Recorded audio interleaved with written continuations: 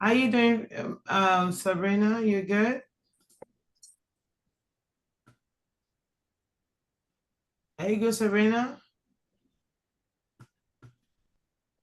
Oh, hi. Hi, Dr. Sherry. I had just got out the pool and I realized what time it was. Ah, Grandchildren and my daughters and yeah. okay. Okay, so sweet memories. That's what I call it. I said, let me call it something fun. Sweet memories. Navigating through the challenges of maturity and old age. So we're gonna look at different aspects. We're gonna focus mainly on dementia because this is what a lot of people in their old age that they display. But then there's also that progressive things that happen. So we're going to look at dementia. So after we look at dementia, then we're going to start to look at, what are the things we can do, and you guys can share from your experiences. I know some of you have, maybe you have aged parents, that have experienced memory losses, and you could see, even the effect. How does it affect you? What are the strategies that you have used? I was looking at different videos, different comments from people. And one of the things, there was one young lady I saw a comment about, she was a caregiver, and she had a client who was dealing with this issue. So what she did mainly was she said the person would talk about the same story over and over. That in the span of 3 hours, this individual would talk about the same thing over and would say with the same like passion, like they just saying it for the first time. But the person that is listening, of course, is frustrating because it's like I heard this 7 times already, Yeah. So even with me not even being as old as most of you guys, I still see a little sign here and there of like, okay, like sometimes I want to say somebody's name, I have their face and the name doesn't come to me right away, you know. So I know it's not a big deal, but it's something I have to pay attention to and just maybe just take my time when I'm forming my words and things like that. So that's how we have to be careful and be aware of our body and be aware of the people around us, our loved ones, our parents, and ourselves, even as we age. I'm going to talk about some of the things that can help us. We're going to look at healthy aging. As people get older, the risk of chronic diseases increases, such as dementia, heart disease, type 2 diabetes, arthritis, and cancer. Talking about risk of being more prone or more susceptible to chronic disease, my blood pressure has been maintained like for years, even though I was taking propranolol and lisinopril in small doses. But recently, it just was not listening, not working with the medication. So on Friday, Saturday, I was like, okay, something is going on. So today I had to actually do like a tele meeting with my doctor, my cardiologist. I chatted him up on the app, on the NYC app. I'm like, no, I need a tele meeting. I can't wait to come into the office. So he was able to give me a tele meeting, and then he had to change the medication. So sometimes, even when you're on a particular kind of medication, whether it's for diabetes or for hypertension or whatever the medication is for, as you get older, the medication may need to be adjusted. So I don't want us to get just too comfortable and be like, oh, I'm on hypertension medication already. I don't need to check my blood pressure. I'm good. When I go for my year physical, that's it. I don't need to do anything. So pay attention to your body. And if you need to check here and there, check your blood pressure and see what is going on and be able to make sure the medication is still working. And if your blood pressure is high, don't just be too complacent like, oh, I'm on medication. You want to see maybe it needs to be adjusted or it needs to be changed. Maintaining a lifestyle with healthy behaviors and managing chronic condition can help people be as healthy and independent for as long as possible. Because our desire is to be as independent as long as possible, not just because we want to enjoy the good health for ourselves and enjoy the ability to lift our hands, ability to do certain things, but we don't want to be a burden to somebody, right? We don't want to be a burden to our children or to our grandchildren, so, or to and nieces and nephews, whichever apply. So normal aging may include weakening of the muscles and the bones, stiffening of the arteries and the vessels. Of course, those will affect your blood pressure. Some age-related memory changes may also happen. So once you see, that's why at times when you go to the doctor, we spoke about that, I think last time, your doctor will check your vitamin D, because normal part of aging is you start having maybe bone loss or weakness of the bone, and that is important so that you can get supplement to help you to be able to even make your bones stronger and build more mineral. So healthy aging, occasionally, some of the memory loss issue that can start happening is misplacing your car keys, struggling to find a word but remembering it later, right? Forgetting the name of somebody you're so familiar with, your acquaintance, forgetting their name, forgetting the most recent event. Normally, knowledge and experience over years, old memories and language will stay intact. And old memories always stay intact, but recent stuff at times, you'll be like, what was that? And things like that. But one of the things that I just want to encourage you is to be patient with yourself. Because you forget one name one day or several times doesn't mean you have dementia. It doesn't mean, oh my God, it runs in my family. Oh my God, it happened to me. You have to take it by the horn, take the bull by the horn, like, okay, I'm forgetting stuff. What do I need to do? What are the kind of brain exercise I need to do to sharpen my brain? Okay, I'm just used to pressing the number. Maybe I need to be memorizing some numbers. Let me find something creative to do to actually make this brain work a little bit more than what it's doing. So we just want to remind you that dementia is not part of normal aging. It's not. Many adults live the entire life and they don't develop dementia. So because you having all these symptoms that I stated earlier doesn't mean you have dementia. Dementia is totally different. So I'll spotlight a little bit about dementia, then I'm gonna go back to talk about what are the things we can do. And you guys can share your experiences too. Can somebody also reach out to Sheila? I know Sheila would love to hear this. Dementia is a general term for conditions that cause a loss of memory, severe enough that they may impact a person's ability to carry out daily activity. Because when somebody really has dementia, they can't even function with daily activity. There's sometimes people can't even know what is the sky. What is that in the sky? What is that up there? What is that white thing?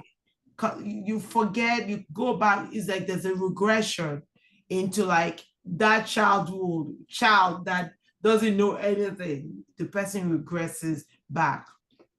Alzheimer is the most common type of dementia.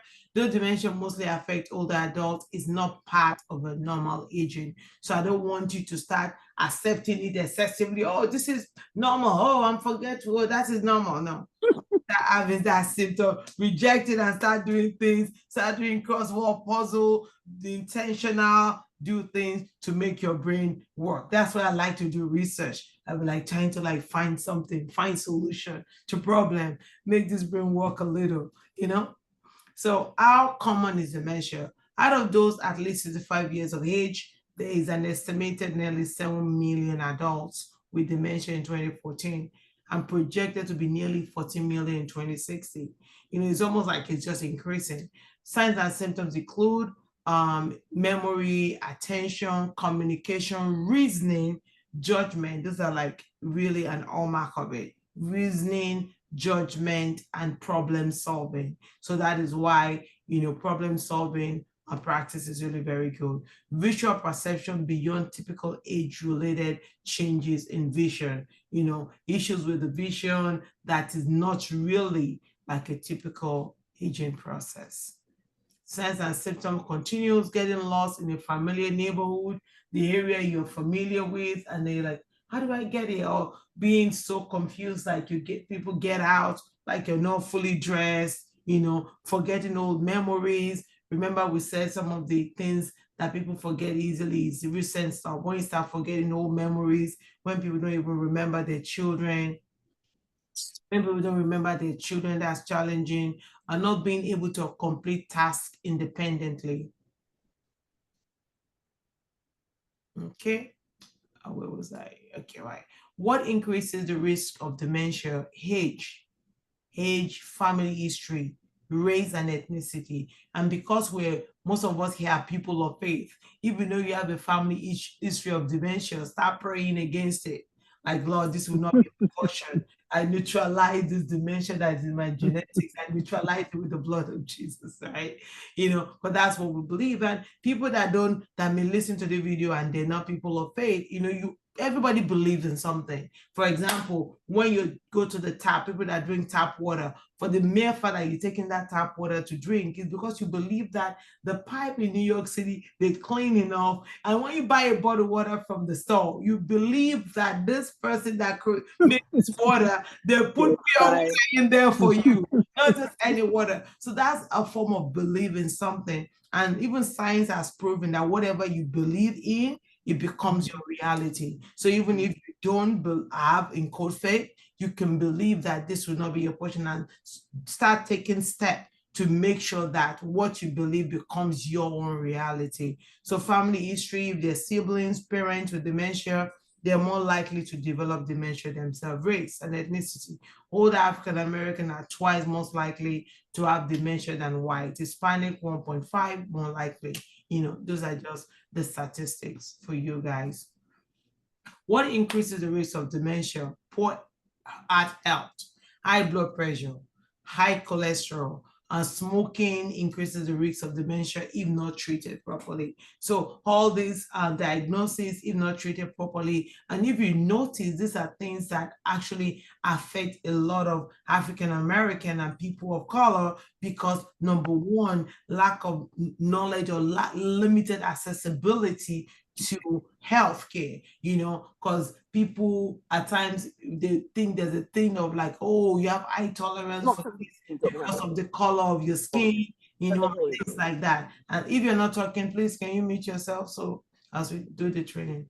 So you have so people at times don't get taken seriously by their doctor, and also people of color at times don't know the right question to ask, maybe because they not highly educated, or maybe because we highly respect and hold doctor in high esteem, people don't want to question them, So, but it's important. Even my in-laws, my father-in-law was telling me, we went to see him yesterday and he's having some challenges. And I was like, we spoke to you about this already, and this thing is happening again, you need to take care of it. And it was like, oh, I don't understand when the doctors talk to me, they just go on and on. I said, so you tell them to stop.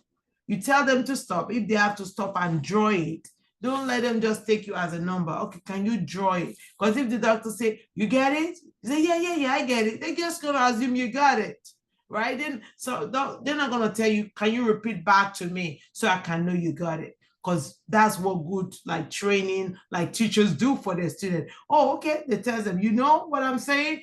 How do you do this? And they test them to be able to see that they understand it.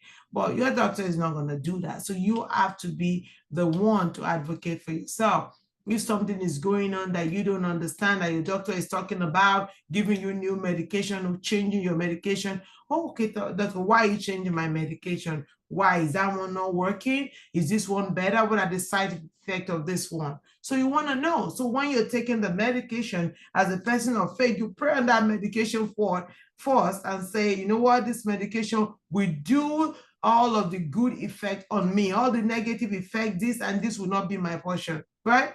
But you have to know so that you can pray with knowledge and you can move forward as your body starts reacting. You can say, maybe this is a side effect the doctor is talking about. High blood pressure, high cholesterol, and smoking increases the risk of dementia if not treated properly. And that can also lead to traumatic brain injury. How is dementia diagnosed? A healthcare provider can perform tests on attention, memory, problem-solving skills, other cognitive ability. I know this is being recorded, but I have a feeling that our president had a moment of forgetfulness. I'm not diagnosing him, but when they were doing that debate, you could physically see that there was some area that was struggling to remember.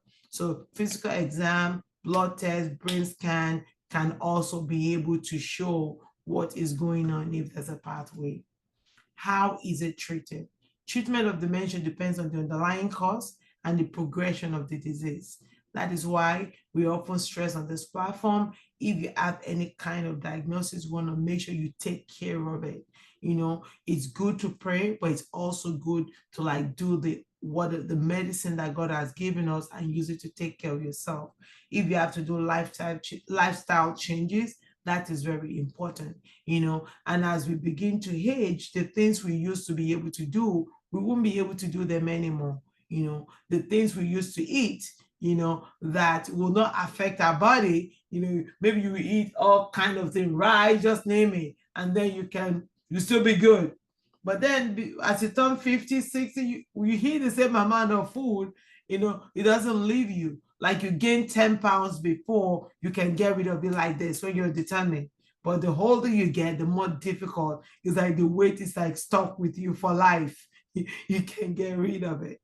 So there are prescription drugs approved by US and drug as FDA that temporarily ease some symptoms, and others that can slow the progression of the disease. Medication does not work for everyone, and they may lose effectiveness over time. Most FDA-approved drugs work best for people in early or middle stage of dementia. So that's why it's very good for us to be mindful of our body. So I'm going to share with you also I took like a few notes on what are the things you can do when you're having, I'm going to stop sharing for now. What are the things you can do if you're having a memory loss, maybe like mild memory loss? You could do regular exercise. Exercise will help you a lot. Regular exercise. You don't have to start exercising to be like a marathon runner, but do something to move your joint, because when you exercise, it helps with your mental health. That is very important. Moderate exercise. You can go to the park, walk around the park, walk if you have stairs in your house, walk up and down the stairs. If you can go to the gym, that is beautiful. Do a little bit of moderate exercise. If you don't know how to start, most gym have classes. Just try to ask them, can I have a class? Are you having a group class? You learn. Most of the stuff I learned regarding exercise, I learned from group classes, and I start to learn that, oh, okay, I can do this. Let me move my body this way. Let me do a little bit. Okay, I want to target my ab. I want to do some cardio exercises or walk around in the park. And studies have shown physical exercises physical activity is associated with better cognitive function. So you want to have a better cognitive function, you want to do a little bit of exercise, and that will help you with all the other diagnoses, obesity, hypertension, diabetes. It will also help. Get enough sleep, get enough sleep. And that's one thing I'm really intentional and mindful lately. Because you can do everything doesn't mean you should do everything. Get enough sleep. Even if you're like, oh, I'm not tired. Don't sleep when you're tired. Just have a structured sleep time. It's time to sleep, give yourself rest. And the older you get, the more nap time you even need during the day. You'd be like, okay, it's nap time. It's okay. Just embrace the beautiful gray hair at the old age, and just shift a little bit. Practice good sleeping habit, limit caffeine just before you go to bed, turn off devices because you don't want to oversensitize yourself just before you go to sleep. You want to have a moment of calming down just before you sleep. Stay social. That's why people that go to church, people that have faith and interact with one another, go to mosque, they tend to have like a longer, healthier life because of that interaction with people. That's where a lot of people during the pandemic regressed in their mental health because they didn't have that social interaction. So social interaction is very, very important.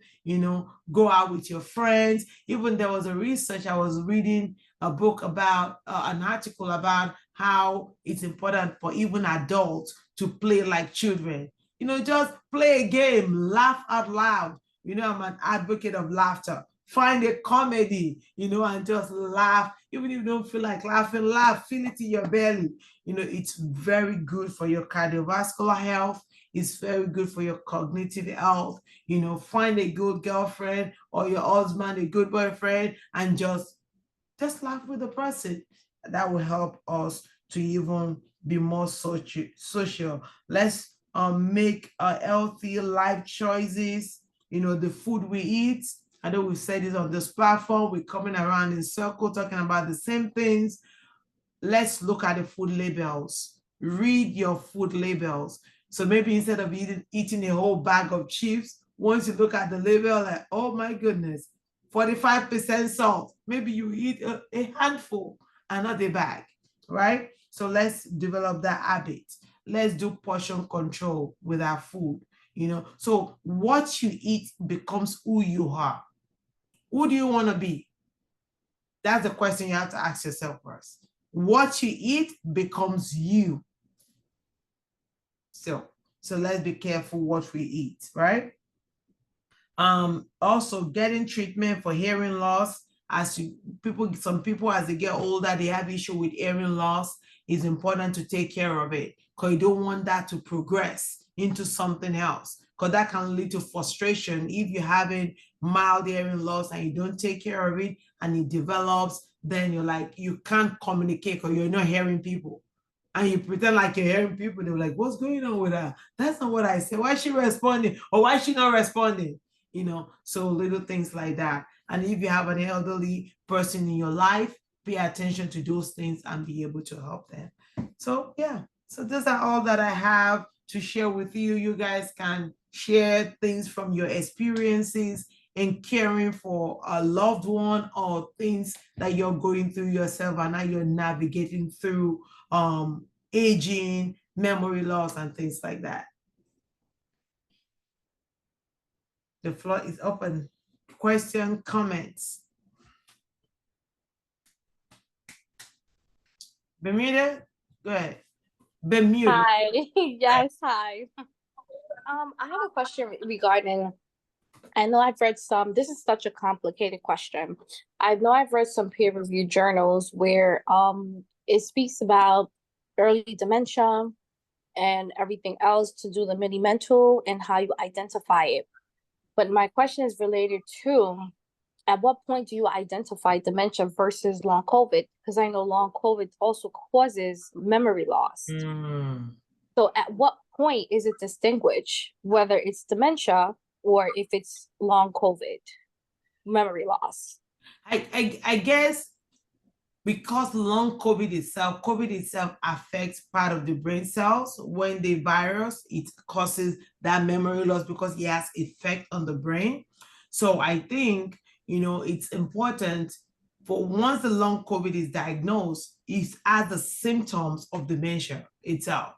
So I've not really reviewed all the journals that sort of like differentiate, because the long COVID is new and it's evolving. So there's really no long-term longitudinal studies. Okay, don't let me use too much terminology. There's not like a long-term studies that has been done on it to be able to determine, okay, in the last 5 years, these people that had this, then they had dementia, or they had this because they had long COVID.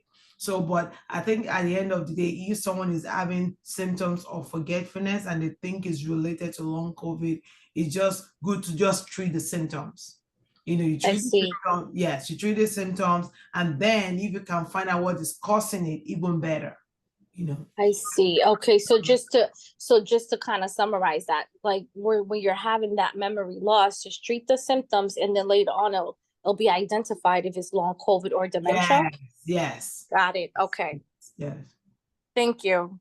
You're welcome. Thank you for always sharing, my colleague. You know, I love research.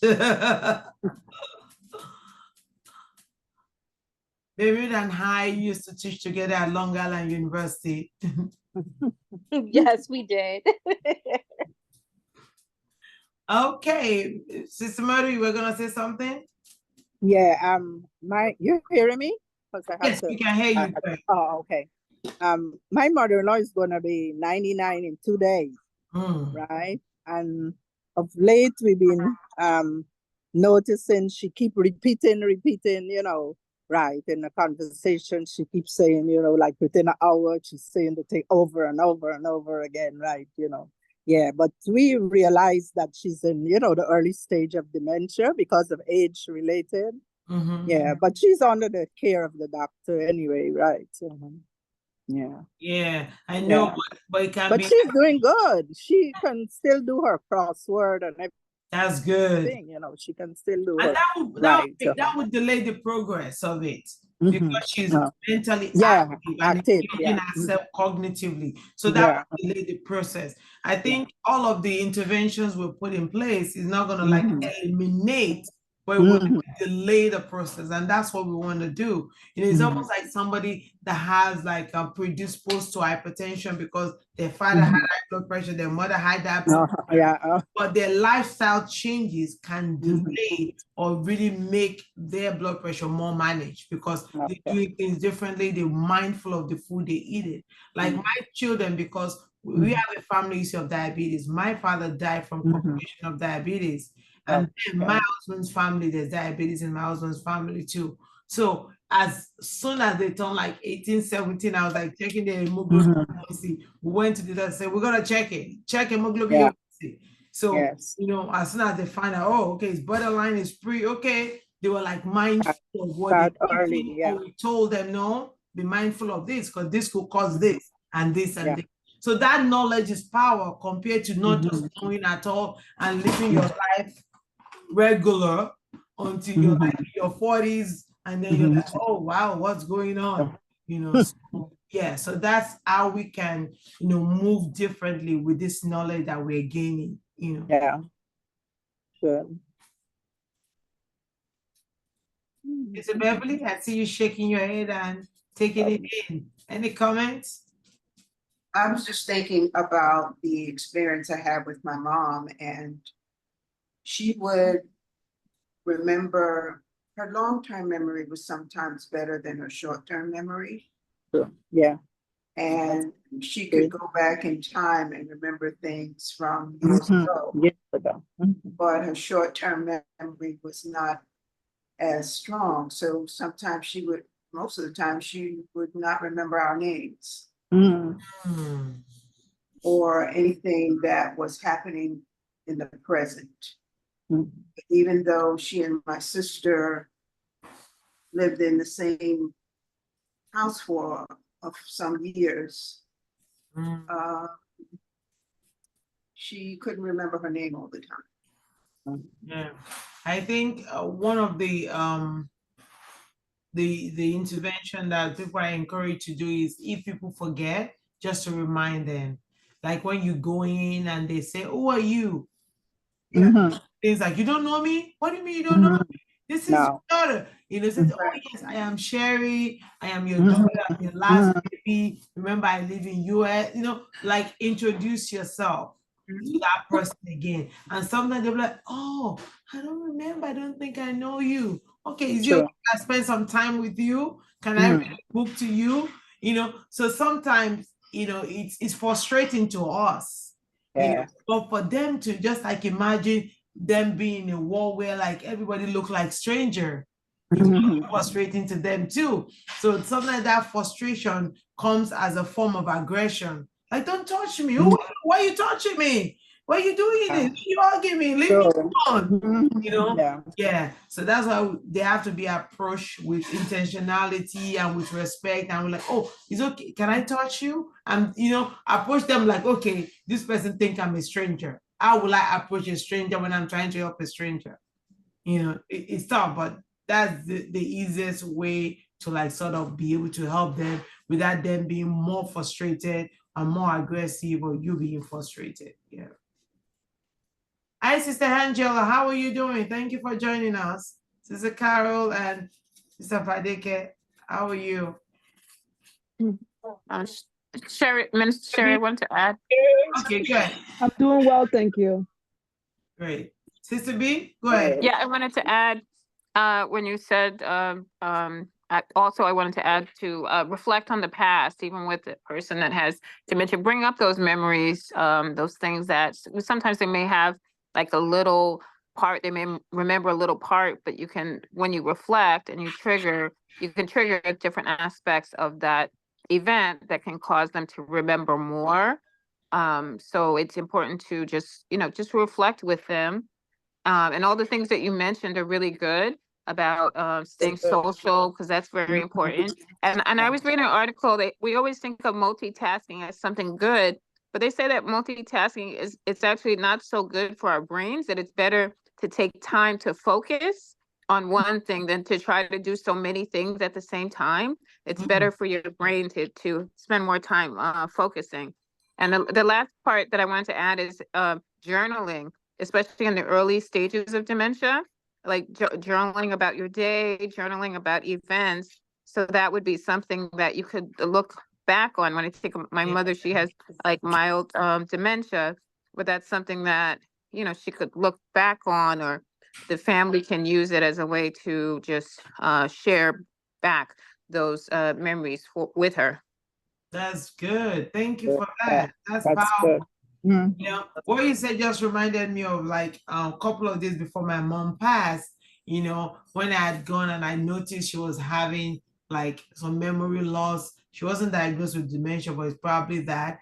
And then she was like, she looked at me funny, like she didn't recognize me. Then I held her hand and I told her who I was. And they said, "Oh, my daughter, you came home. My daughter from US, you came home." And then she started to smile. Then I said, "Okay, let me get her some music." So I played one of the old music that she used to play when I was young, that she loved. And then I started playing the music, and I could see like the expression of her face changing as she was recollecting the song. And I said, "Do you remember the group?" He said, "Yes, I remember them. That is the group from Ilori. They had the this," and she started to talk about them. And then that took her to like talking about journey, because she grew up in Ilori. That's another state in Nigeria, not in Lagos. That's where she grew up. So she started to talk about her childhood from that conversation, and our own expression change. So your to be, if we can just reflect with them what they remember, what little we remember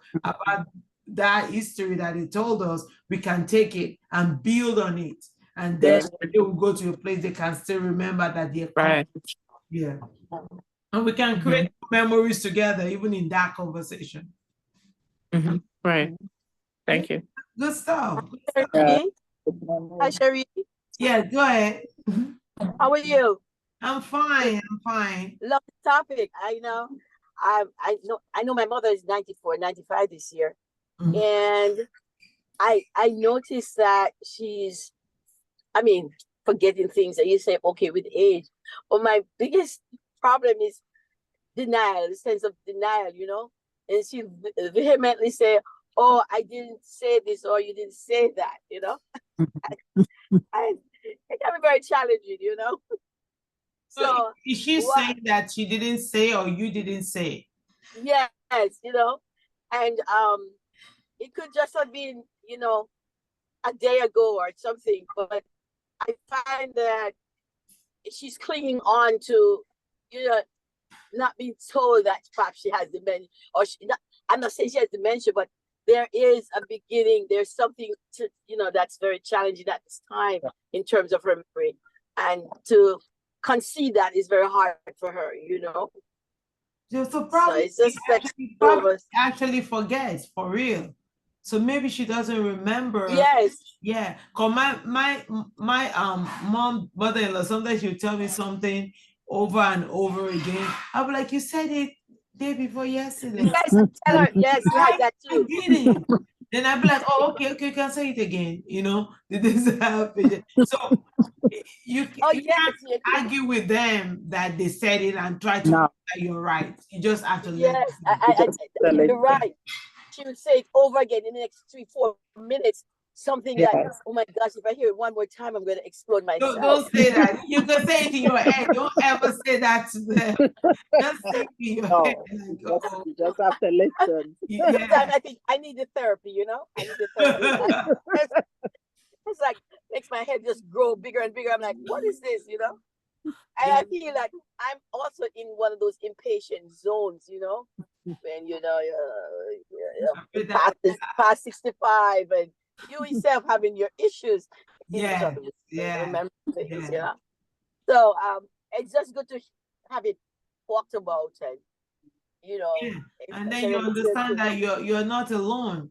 You know, a lot of people with Yeah, parents of age, they're going through the maybe same. that's irritating part because I think sometimes I don't want my mother to have all these issues, you know.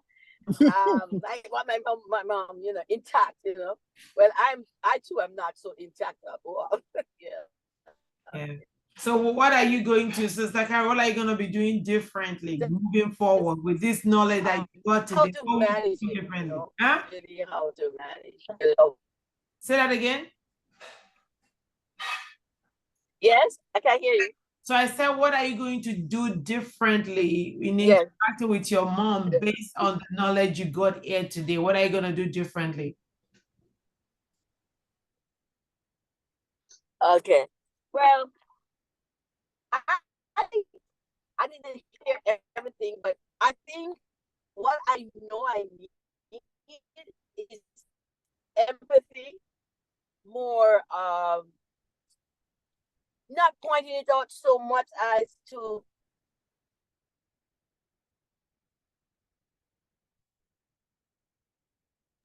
You cut it in and out. just try to truly be much because I do feel like that.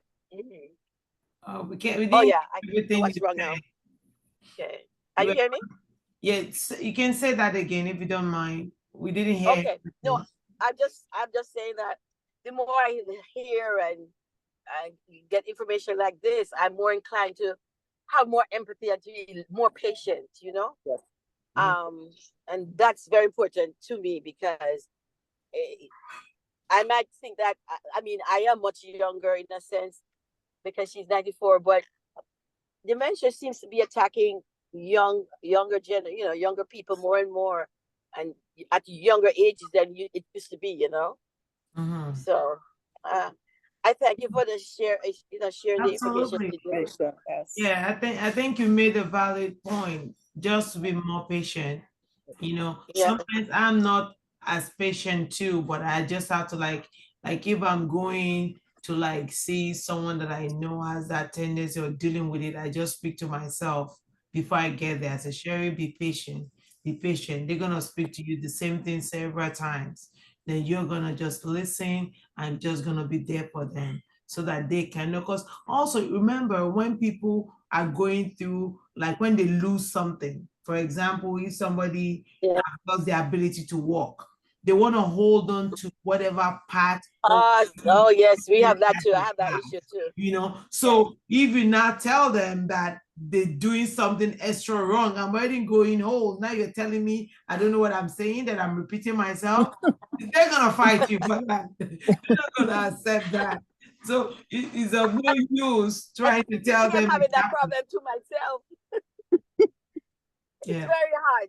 yeah. It's very hard, Sherry, because I feel I'm impatient and I get more impatient because I think I don't like to see my mother in this situation. I really don't.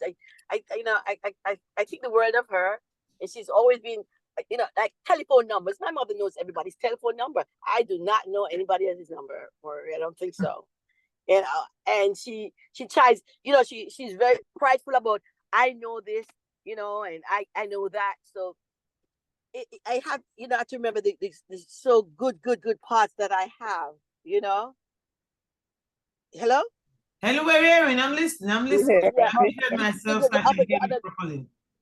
The other good opportunities I have, and to try to encourage her about what she does best, what's the other things that are going for her so well. Good. Because That's I tell good. you that numbers she knows, and I don't know those numbers. And she's always known them. And she puts things in the right place. Organization, very good, organizational skills. That really helps.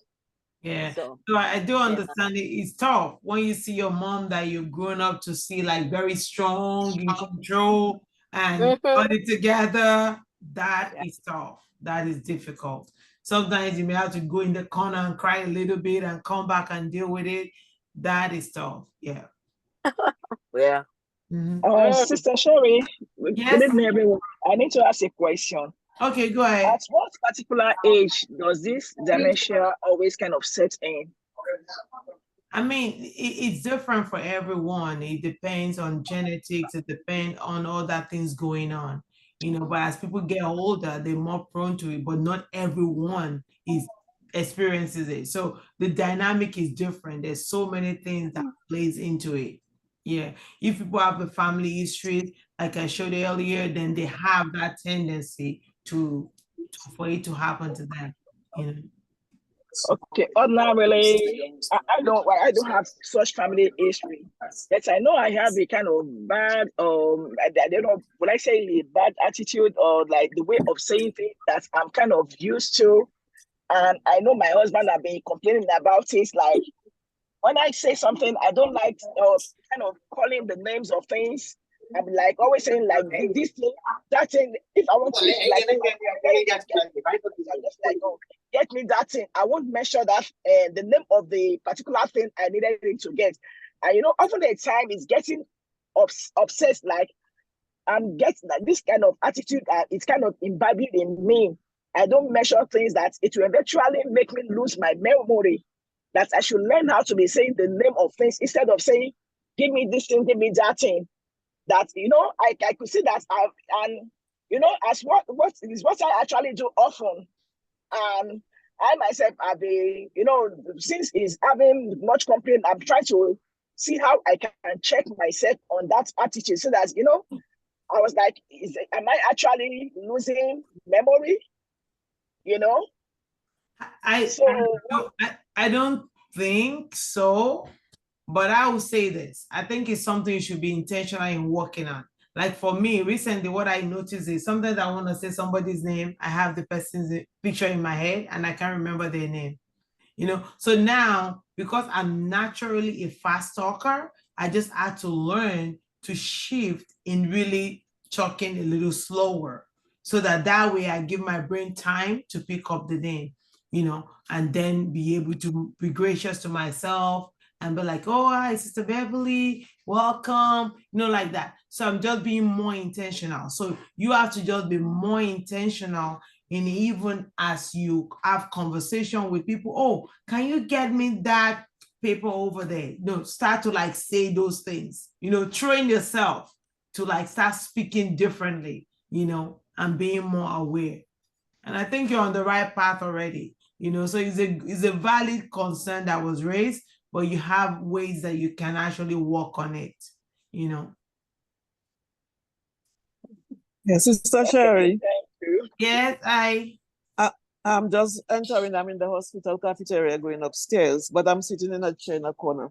I wanted to ask you, I thought that the overload of the brain, like people who worry a lot, like you are older and you have all your children and they always want you to do this for them, want money from you, want you to still support them, you worry over these things, you worry over your death when you're going to die, you worry about stuff. It doesn't have to do with another overload of the brain as well.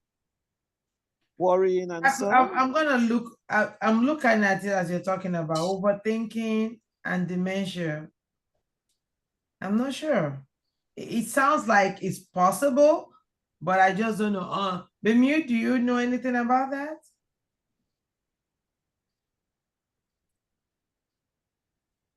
Okay, so let me read what I found. A 2020 study from University College of London found that repetitive negative thinking may be a risk factor for dementia.